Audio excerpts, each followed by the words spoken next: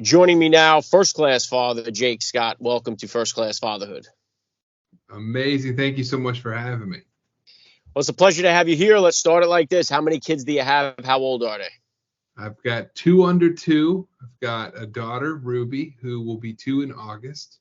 And then I have a son, Shepherd, who is 8 weeks old. So we are in the thick of 2 under 2 right now.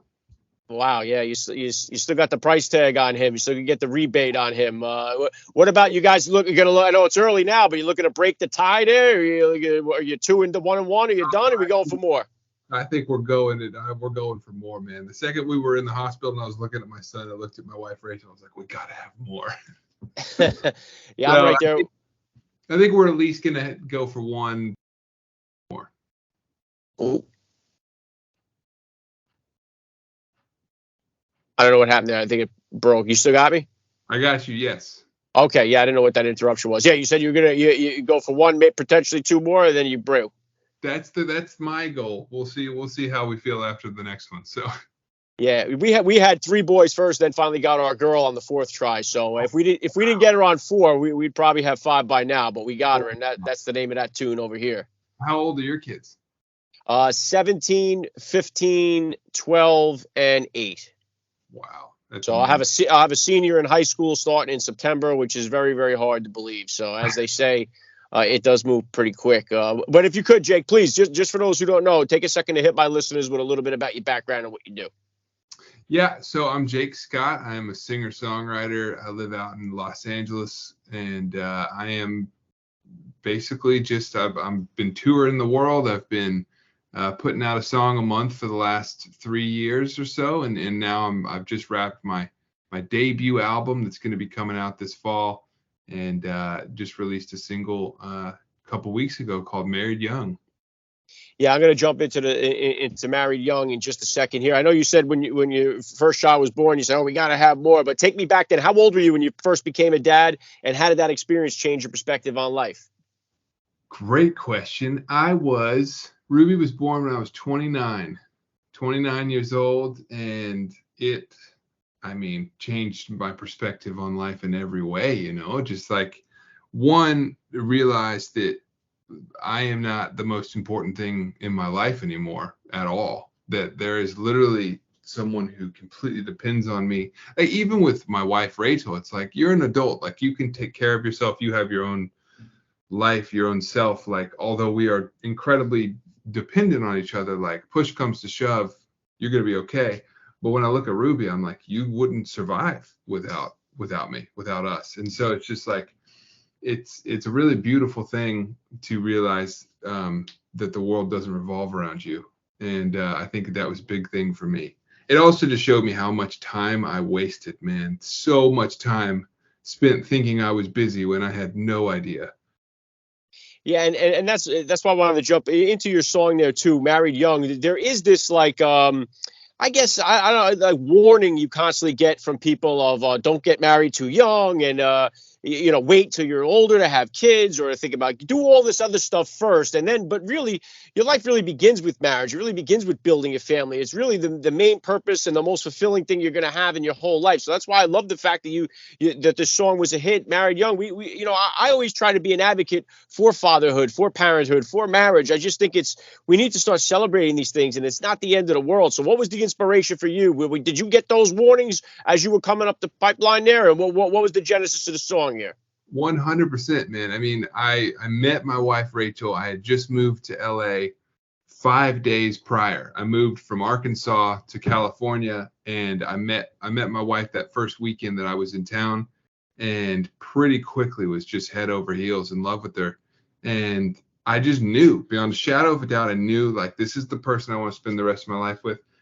And I had all these people telling me, like, oh man, you're so young. Like, this isn't the time to settle down. This is the time to get out there. Like, go see who is out there. Go meet everybody. And I was like, anyone I meet from here on out, I'm going to be comparing them to her. So why would I even waste the time when it's like, she's here, she's right there. I want to be with her now. Why give myself this time to go, find myself just to say that I did, so that this guy doesn't think I'm weird, when I can go find myself with the love of my life, like, and to me, like, Yeah, I was completely broke. I had no career going really at all. I had no plan for how I was going to get my career going, but I knew she was it.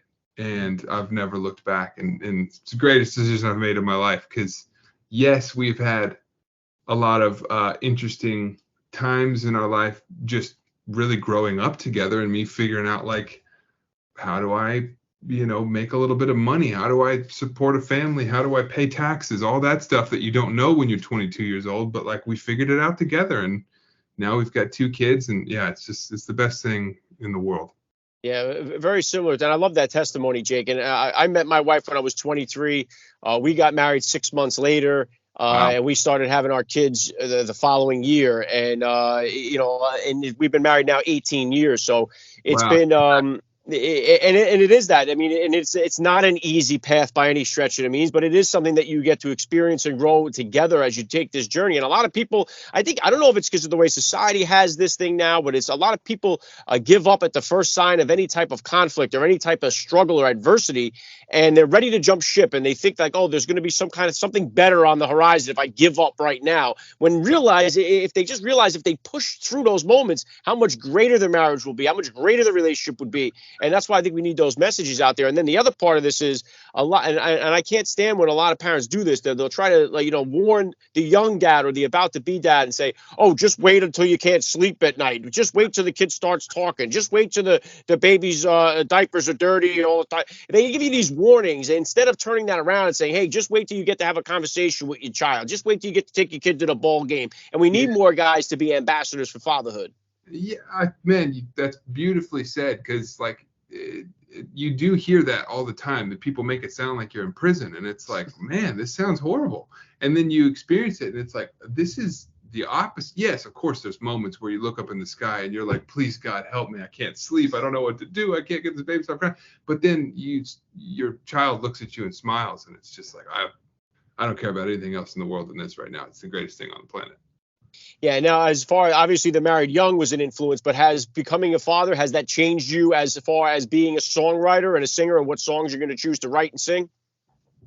Oh, good question. Yeah, it definitely has. It definitely has. Because, now when I'm writing, I know that my kids are going to hear this eventually, and they're going to understand what I'm saying. So, like, one, I want them to be able to be proud of what I'm saying and it not be something that, like, oh, well, we can't listen to this because dad's, being, saying XYZ in the song.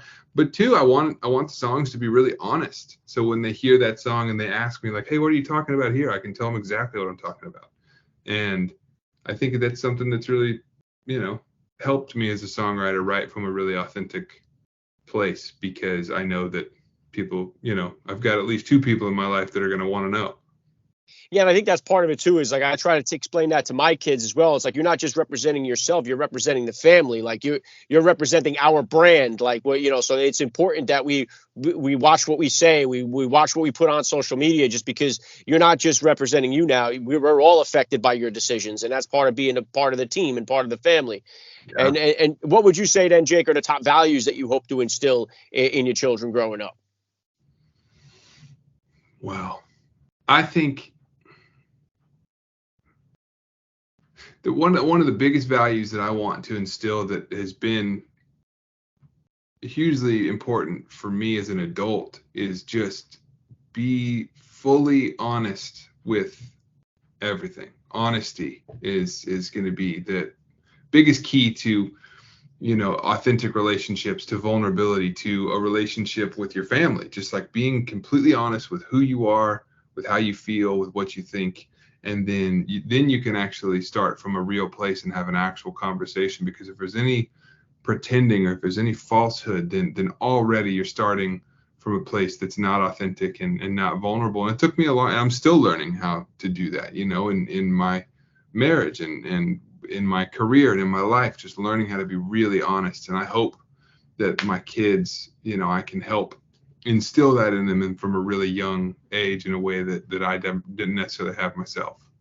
Yeah, well said. And I try to go through that with my teenagers, especially because when they hit the teenage years and you catch them lying and trying to explain to them, like, I'm not getting upset because you lied. I'm upset because now I can't trust you, And it's like, so trying to get them past that is very tricky, and it's challenging. But it's like I said, my oldest, I've never had a senior in high school before, so these are all new things for me too. So it's part of that. Not only are the kids growing and developing, but I'm growing, developing, and learning along the journey with it, which is what's really cool. Like, and I try to be as honest and transparent with them and say, look, I never had a teenager before. I never done this. So we Yeah. kind of learn and grow together, and willing to do, especially when it comes to discipline, try to have a little bit more give and take, especially from the discipline that I grew up with. And I know your kids are very small yet, but what type of disciplinarian did you grow up with? How were your parents as disciplinarian? Is that how you kind of plan on incorporating into being a disciplinarian yourself as a parent? I think, man, you're asking great questions. I came from a pretty traditional, disciplined family. Like we got, whenever I did anything wrong, like there was a spanking involved, there was grounding involved, and stuff like that. But what I wish I would have gotten was a little bit more like, hey, let's talk about this. Like, what were you feeling when you did this thing? What were you trying to do? Or were you just being an idiot and you wanted to jump off of that wall and you now are paying the consequences? And if that's the case, that's just the case. And for me, that was the case a lot of time. But then there were other times when, I did XYZ because I was scared to do XYZ, and it got me in even more trouble. And so, like, if I'd have just had the ability to be honest, again, bringing it back to that, about what was the root reason of this thing, then we can kind of really get somewhere. And so I think with our kids, I want to really open up the conversation for real vulnerability and talk about, like, hey, where were you at emotionally in this moment? And also, there's going to be times when they're just being kids, and you just got to deal with it there. And right now we are just now moving from like keeping our kids alive to now starting to like sort of parent our oldest, but she's still not even 2, so it's like she doesn't understand the reasoning here. So it's like I have no idea how to navigate that territory yet. What does the bedtime routine look like with the child? I love, ringing, reading, doing the lullaby style. Are you a lullaby guy? I mean, I know you're singing some hits from the latest album. How does bedtime go? I mean, it's like my kids hopefully one day are going to be like, my dad made up the best songs for us, because I mean, I'm putting their names into songs. I'm giving them little jingles. It's the best, But yeah, bedtimes, I kind of spearhead bath time. That's always been kind of a thing that I enjoy. And then we do some stories and I sing to them. And then, then it's a big Wild West of like, is this going to go well? Is this not going to? And now that we have 2, it's like we have our daughter Ruby on such a good like routine. She's easy, but with Shepherd, our youngest, it's, he's only 8 weeks old. So every night we're kind of like, who knows what's about to happen tonight. So Yeah, awesome. And so I know you said you were married at 22, a first child at 29. So you guys were married for a little bit before you had kids. What was it like for you to watch your wife, Rachel, become a mom and take on that role of motherhood? it's just beautiful. You've experienced it. There's nothing like it. Like seeing this person who has your entire heart, then loving your child who has your entire heart with their entire heart. It's just this crazy bonding experience of like, I see her in such a new way of like, she's nurturing and caring and loving, and I see how obsessed our kids are with her. And it just is such a, yeah, I don't know. It's a magnetic experience. Like, and also just like being with her as she's going through labor and like giving birth to these children, and like seeing how transformative of an experience that is in and of itself. It's just, the whole thing has just made me madly in love with her. It's been such a bonding experience. Yeah, definitely on a different level for sure. And what about now? I know you do a lot of the touring. So what are some of the challenges of you, blending the road life with the family life? What are some of the challenges of going on tour while being a dad here? Well, I mean, we try to make it a family event as much as we can. It's not easy, especially babies sleeping on a tour bus. That's that's hit or miss. But yeah, like we've definitely we're still figuring out the system, but we've created a system to where it's like they'll come out and be on the road with me for a few days at a time, or it's like anytime I have a gap, I'm home, even if it's just for 24 hours, because that fills the tank but I've never gone more than 4 to 5 weeks at a time on the tour, and within that, like we're almost never apart for more than like I would love to keep it less than 5 days, but there's been a couple stretches where it's more and it's just way too long. So we're still navigating that territory right now for sure. Yeah, and one of the obvious benefits, I think, to that today that they didn't have years ago is this type of FaceTime and know how easy it is to communicate. So, you don't have to miss these things that we always miss by being, working or being away. And so we can actually come right into the event, which is really a blessing for so many parents. It is a blessing. It definitely is not the same as the real thing, but it is for sure a blessing because, like, they get to see your face. They get to light up when they see you and just kind of that recognition of kind of like, oh, like, he's not here, but that's still my dad, So yeah, I'm definitely grateful for that. Well, obviously you have the hit single out now, Married Young. When is the album dropping? What are you working on now? What's coming up next for you here? I literally just finished my debut album that Married Young is going to be a part of.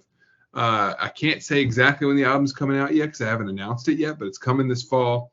And I'm so excited about it. I've been putting, the last year and a half into this album, and I just got the final audio back like 5 or 6 days ago. So it's like I'm there. I'm done.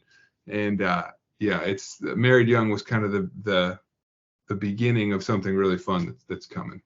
So cool. Where does everybody go to find out about you, about the album? Where did they go? Yeah, so music's anywhere you stream, anywhere you consume music, you can find me. Just look up Jake Scott, and then Jake Scott Music is my handle on all social media, so you can keep up with me there. I'm posting all the time, keeping people up to date with what's going on. Awesome. Yeah, links are down in the description below for this podcast episode. Last thing I want to hit you with here, Jake, I love to ask all the dads that I get on the podcast, what type of advice do you have for that new dad or for that about to be father who's out there listening?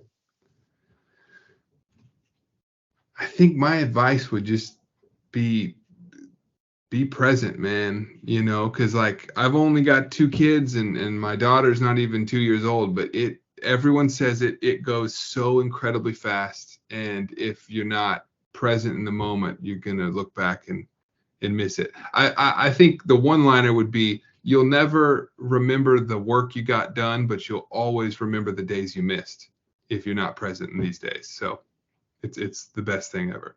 Yeah, very well said. I love the message. It's been an honor for me. I got to say, Jake Scott, you're a first-class father all the way. And thank you so much for giving me a few minutes of your time here at First Class Fatherhood. Yeah, thanks for having me. This was awesome.